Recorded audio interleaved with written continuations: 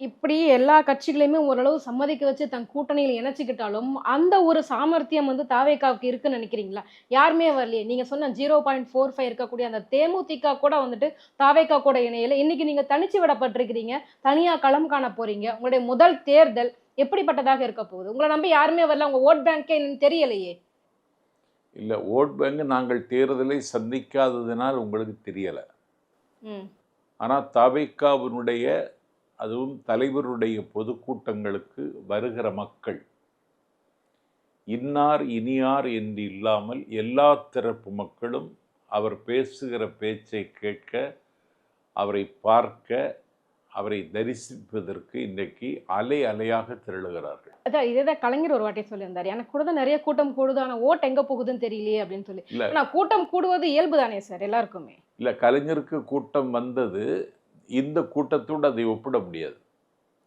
ஏன்னா, அவர் அகரம்சேரி வேலூர் மாவட்டத்தில் பேசுகிறார். 2 நாளைக்கு முன்னாலேயே அந்த இடத்தை நிரப்புவதற்கு பணியாட்கள் நியமிக்கப்பட்டு அந்த இடத்தை செப்பனிடுகிறார்கள். அதை பொதுமக்கள் திருவிழா போல வந்து பார்க்கிறார்கள். இங்கேயா வருகிறார் விஜய் என்று. 4 பேர் வந்து எங்கள் மாவட்ட செயலகத்தில் கேட்கிறார், நாங்கள் கடை போடலாமான்னு. திருவிழாவிற்கு தான் கடை போடுவார்கள். 1 மணி நேரம் நடைபெறுகிற கூட்டத்திற்கு நாங்கள் கடை போடலாமா என்று வந்து கேட்கிறார்கள். கடை போட்டார்கள். சென்னையில் கபாலீஸ்வரர் நகரில் நீலாங்கரையிலிருந்து தலைவர் புறப்பட்டு பூந்தமல்லி தாண்டி வாலாஜாவில் போய் நிற்கிற பொழுது அங்கே வரவேற்பதற்கு 1000 இளைஞர்கள் நிற்கிறார்கள்.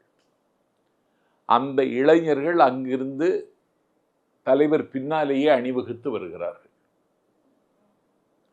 அந்த வாலாஜா தாண்டி ராணிப்பேட்டையிலே வழிமறித்து வரவேற்பு கொடுக்கிறார்கள். அங்கேயும் இளைஞர்கள் நிற்கிறார்கள்.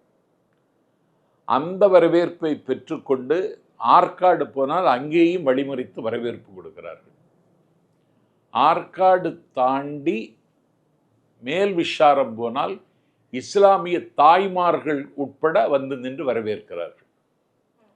மேல் விஷாரம் தாண்டி புதுவசூர் தாண்டி அலமேலமங்காபுரம் தாண்டி வேலூருக்குள்ளே நுழைகிற பொழுது ஒரு பெரிய கூட்டம் அங்கே காத்து நிற்கிறது. அதை தாண்டி காட்பாடியில் போனால் அங்கே ஒரு பெரும் கூட்டம்.